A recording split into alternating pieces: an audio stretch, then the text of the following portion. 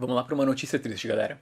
O mundo dos quadrinhos perdeu a lenda Neal Adams. Ele nos deixou aos 80 anos, vítima de complicações na sepse. A informação é do The Hollywood Reporter e foi confirmada por sua esposa. Eu descobri essa notícia de um jeito muito bizarro. Eu tava no WhatsApp e de repente mudaram a foto de capa de um grupo que eu tenho com amigos, e eles geralmente mudam quando alguém tá de aniversário. Eu fui pesquisar no Google o nome do Neal Adams, né, pra confirmar se era hoje o dia, e... nossa, é muito estranho dar essa notícia, porque o Neal Adams, ele era uma força da natureza. Ele não parecia um mero mortal como nós, assim. E eu vou explicar isso ao longo desse vídeo, também trazer algumas curiosidades. Vocês devem conhecer o Neal Adams pelo Batman, né? Ele foi muito identificado com o personagem, porque reformulou ele nos anos 70, né? Criou o Ra's al Ghul, reformulou também o Coringa junto com o Dennis O'Neil. Ele teve uma passagem muito importante por esse super-herói. Mas o Neal Adams foi muito mais do que isso.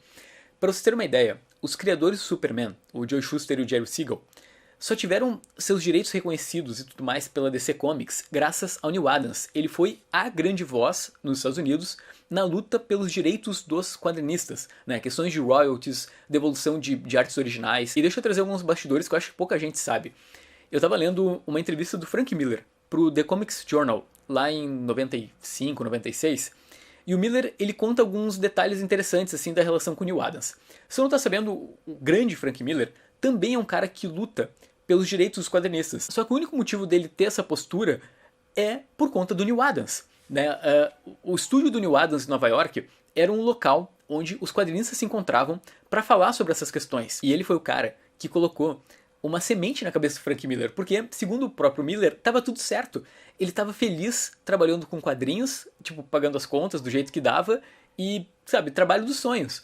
E só para você ter uma noção, naquela época, os quadrinistas eles ganhavam tão pouco, mas tão pouco nas editoras, que o estúdio do Neal Adams, ele oferecia trabalho publicitário para os caras terem um trabalho de verdade, para poder pagar os boletos. Então, mais do que só um estúdio, o local era um espaço de doutrinação para mudar a indústria, né? E o Neal Adams conseguiu, com todo o seu esforço.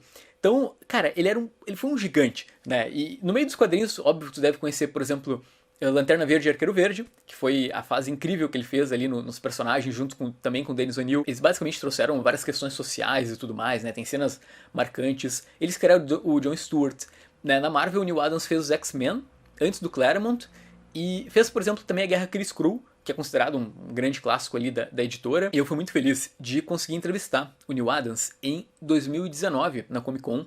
Inclusive, eu acho que essa foi a única entrevista que ele deu em vídeo nesse evento. Pelo menos eu não encontrei mais nada no YouTube. E, galera, assistam esse vídeo. Foi um papo, assim, incrível. O Neal Adams foi um queridão comigo, bem-humorado, solto e tudo mais. É lógico que ele tinha a postura dele de Neal Adams. Até eu coloquei o título do vídeo de Neal Adams Show. Porque, cara, ele brilhou. Ele ocupava os espaços onde ele entrava, sabe? Ele era realmente um astro, dava pra sentir quando chegava perto dele. Ao mesmo tempo, não fugiu de polêmica, deu risada o tempo todo na entrevista, brincou comigo. Ele parecia uma espécie de paizão, sabe aquele cara que tem a resposta pra tudo e tem muita confiança no que fala? Foi muito, muito bacana mesmo.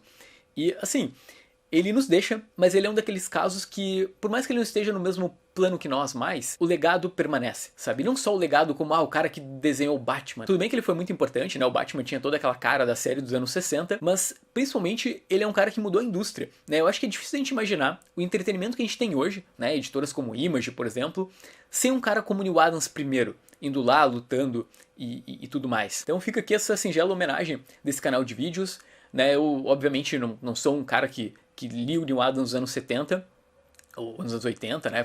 Eu acabei lendo depois, mas eu imagino que muita gente aqui da audiência acompanha essas histórias na época, então tem um valor sentimental ainda maior do que o meu aqui, certo? Eu espero que esse vídeo tenha sido útil e até domingo com mais um programinha, tá?